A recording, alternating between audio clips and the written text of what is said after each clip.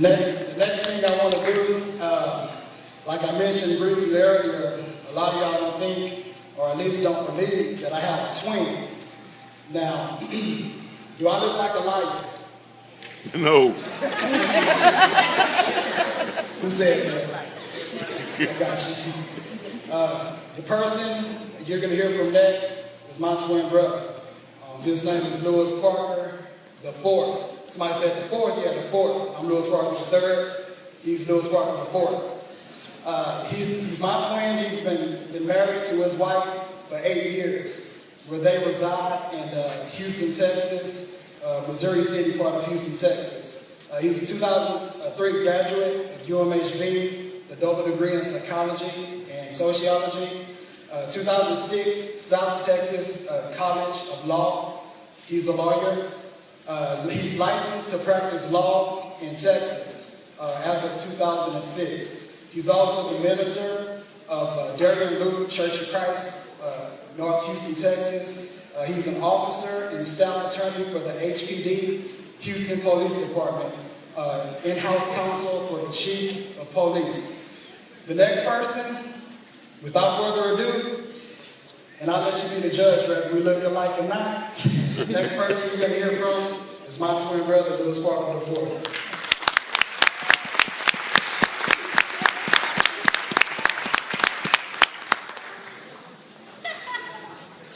What y'all think?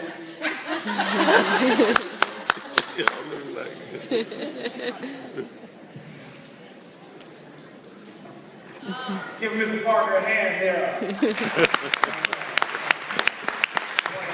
Thank all of the students who went before me in this program. Everyone done such a magnificent job, and give them a hand as well.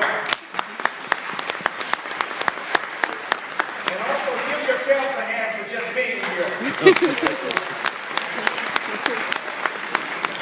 I like the theme of this program, Together We Can. And I think that's something that we all should keep near and dear to our hearts, because we each need to realize that we can. And we do need to stick together, because we can when we are together.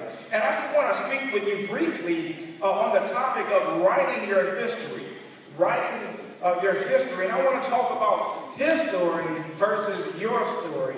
Now, I understand that history is actually from the Greek historia, which basically means inquiry and knowledge acquired through investigation. But work with me here, just through the furtherance of this. When you break down the word history, it's like his story. But I'm going to talk to you today about your story as a part of his story. I want to talk to you about 3 points. Number one, as students, and each and every one of us in this life, it's important for us to seize our opportunities. So each one of you needs to seize your opportunities. Number two, know that you deserve success. And then number 3, write your story. Firstly, seize your opportunities. In other words, it's important to take advantage of the opportunities that are set before you. Today, people have many opportunities, but for some reason, choose not to use them. You have teachers, wonderful teachers here, wonderful mentors here at the high school. One was just pointed out as well, Mr. Garfield in the community, and also Mr. Parker III, wonderful mentor, and I'm sure there are many here. And the reason why I mention him and Mr. Garfield, just because I know my brother, and I got a chance to meet Mr. Garfield and look at a lot of the literature that he does. Wonderful mentors that you have, and use them. They're at your disposal. And also technology. How many of you have Facebook pages? Yeah, you might as well go ahead and raise your hand. I'm sure you never. I'm going to go to y'all Facebook page and look y'all up. No, I'm just kidding. You know, but either way, a lot of us, instead of using it for the right reasons and to edify ourselves, we use it for the wrong reasons and make ourselves look more negative and cast ourselves in a negative light.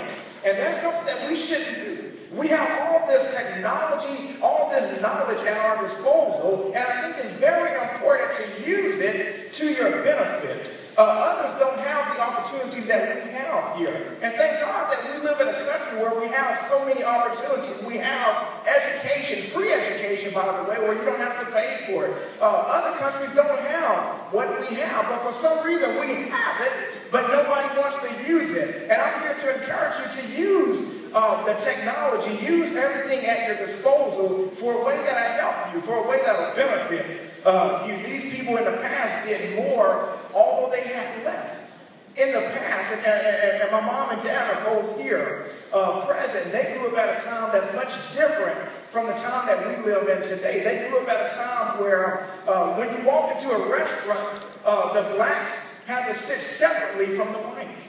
They grew up at a time to where they had to drink at separate water fountains. But we lived in a different time. And in this time, you know, back then, all the blacks had to go to the back of the bus, not by choice, but because that's what they were mandated to do. But for some reason, now we live in a time, now we have a choice where to sit, but the first basic place we go is to the back of the bus. See, so what I'm saying is that we have to take advantage of the opportunities that we have. Each one of us have a voice, even with voting. You know, people couldn't vote back then, but now each and every one of us have a voice, and I believe that we should use that voice given to us. And the difference between now and then, I think, has to do with care and concern. A lot of people today seem that they just don't care, but we shouldn't be those kind of people. Dr. Patricia E. Bath invented a method of eye surgery which caused a lot of people who were blind to now be able to see. She's been nominated to the National Inventors of the Hall of Fame, but she wouldn't have made it to where she made it to today if she hadn't taken advantage of the educational opportunities that was afforded her. And another thing that I want to encourage each one of you to have and taking advantage of what you have is use character. And I'm not talking about personality, which is basically who you are to everyone else. I'm talking about character, who basically is what you are when no one else is looking. We have to make the right decisions no matter where we are.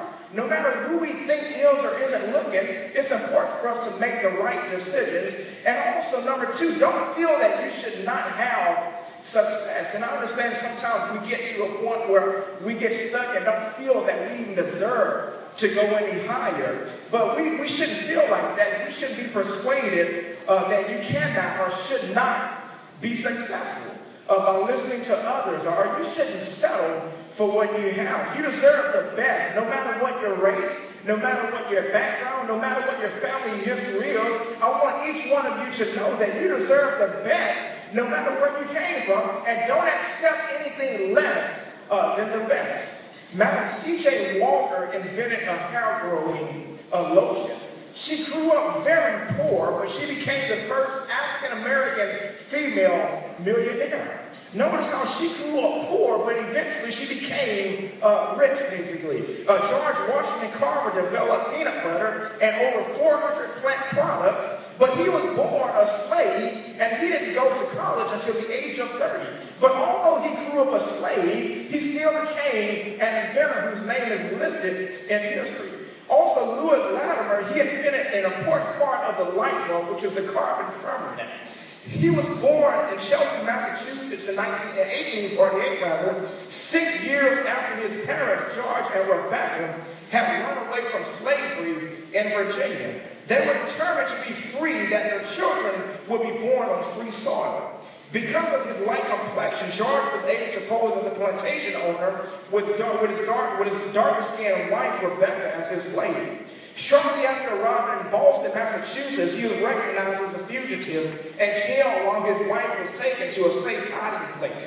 The arrest was protested vigorously by the community, and even Frederick Douglass, a former slave who had escaped to Massachusetts several years earlier, and abolitionist William Lloyd Garrison spoke forcefully against his arrest. But there was a trial and attempts to recapture George and return him to Virginia, and it caused considerable agitation in Boston. But when the trial judge ruled that land was still belonged to his Virginia owner, an African-American minister paid $400 for his release, and he went on to go to the Navy to become a mechanical draftsman.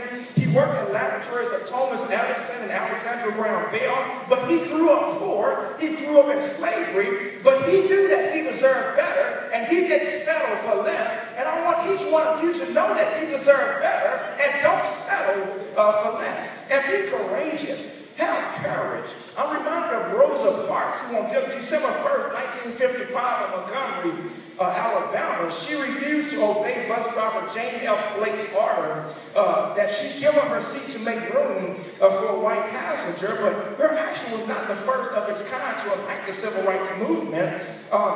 Others have taken similar steps, including Lizzie Jennings in 1854, Homer Plessy in 1892, Irene Morgan in 1946, Sarah Louise Keyes in 1955, and Claudette Colvin on the same bus system 9 months before Parks. But her act of civil disobedience had a tremendous effect in the sparking of the Montgomery bus boycott, and not even getting to the wrongs or rights of her actions. I think it's undoubted that she had courage, and courage is the quality of